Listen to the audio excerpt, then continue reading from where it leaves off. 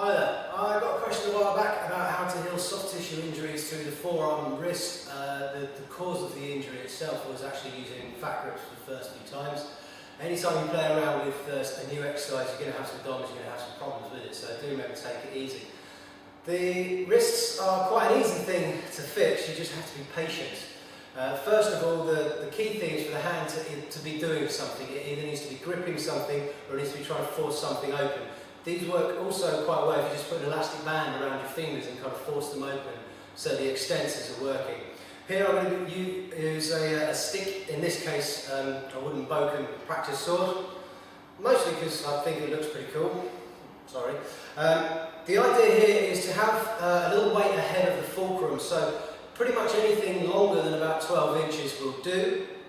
It can be made of polystyrene, a broomstick or anything like that. The point is it doesn't want to be too heavy. The less is definitely more with how heavy a stick you use for these drills.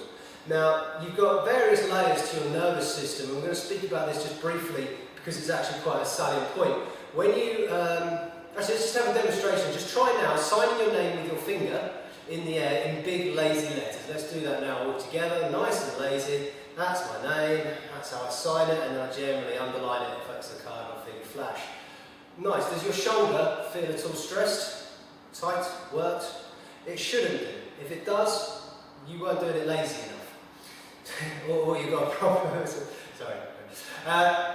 The other end of the system, we've got a different set to our nervous system. What I want you to do now is use that same finger to do the exact same thing, to sign your name, but I want it inside of a small matchbox, and I want you to do it as fast as you possibly can. So let's do that together now. Okay, did you feel your shoulder work a little bit that second time? I reckon you did. That's a different nervous system that we don't actually want to activate at this point. A very handy nervous system, in fact, it's very useful for weight loss and particularly for power training. Here, absolutely no use to you, just knock it on the head for now, particularly through the early days. Later on, start to bring it in, but for the first few days to weeks, not really what you want to be playing with. So, with that in mind, you've selected your stick, you know that we want to move lazy to start healing it, we want to start moving the wrist through various actions. The wrist goes up and down and it goes in and out. What it doesn't do is supination and pronation. Now that action is actually happening near your elbow joint synovially, and the main movers are actually around your biceps that are going to be causing that. So that's part of it. In this particular case, with this particular solution, it doesn't matter, it will fix both equally well. What I want you to do is just take your stick, start holding it like so, and then just chop something. Nice and lazy. But what you're doing here is, as you come out, you're putting the wrist into a flexion state where this is elongating and then it's being pulled back. So you're actually mobilising the joint. Because you're holding something, and like I said, it doesn't need to be heavy, but because you're holding something, the muscles are active. So it's a mobility thing. It's with basically you're swimming with the river rather than against it. When you practice a few of those, knighting a few people, try slipping it out there, but then immobilising the elbow, just move it inside and out a little bit. It can be very, very small, it doesn't have to be big. When you've moved it in and out a few times and you've done the basic up and down ones, both immobile elbow and with a moving elbow, you'll find that you'll very, very quickly, within days even, start to feel a much stronger grip coming back through. And you can test this with a dynameter or something like that quite easily. The next stage then would be to just mobilise it further, and generally it's going to be circles when you move it on the moment it isn't. So practice a couple of circles both ways.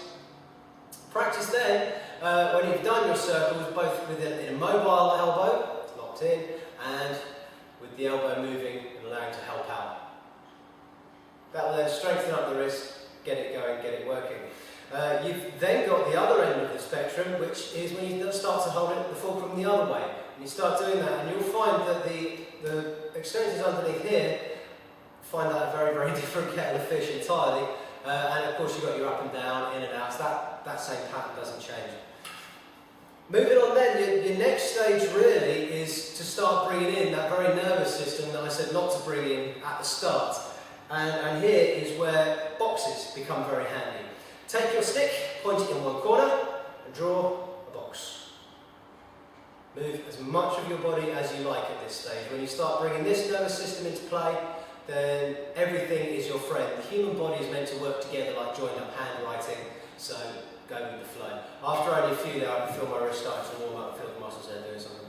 That's going to start freeing up the range of motion, it's going to start freeing up the tissue, it's going to help the lymphatic system drain out the crappy dead cells, it's going to help the blood bring in new plasma materials from new cells.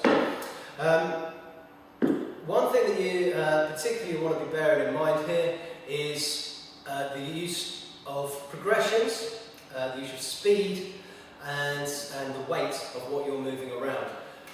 How tightly you grip whatever you're using is also a factor, and at each time you just want to progress sensibly, test everything out just a little bit that day and see how you feel the next day and see what you've got. I would suggest a suitable test for the wrists is just to put your palms together like that and just push them both in there and see which side is finding that difficult. Now, as you push the hand in, you'll probably notice that the knuckles will start to bend. Try to keep that flat so that they're flat against each other and the calloused part of your palms keep feeling each other each time. That's a real simple stretch, and to round this off, the most important thing, it shouldn't hurt. It mustn't hurt. If you can only draw a circle that much, at that speed, and that doesn't hurt you, that's your level. Okay, just because the guy next to you has got something with like lead wrapped around or something that's super heavy, and he's swinging it around quite happily and merrily, and he's got big veins and muscles on his arms, bully for him, bully for him. You ain't going to get to look like that, or have that, if you don't also take it seriously and listen to your body. So it shouldn't hurt, it should stay within the range of motion, within the range of pain, and pretty soon you'll find that your little circle becomes a medium circle, and then a big circle. And then before you know where you are, you've got all the square shapes, triangle shapes, well, you get the idea, any shape will do. Short, sharp movements are coming in at the end, long, lazy movements at the start, up and down, then left and right, then circles. Immobilise the elbow, don't immobilise the elbow. These are your variables, and enjoy it, and I hope that helps. That's generally what I use for myself when I've heard it, and I do tend to hurt myself quite a lot. It's fun.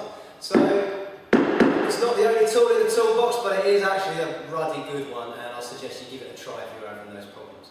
I hope that helps. See you later.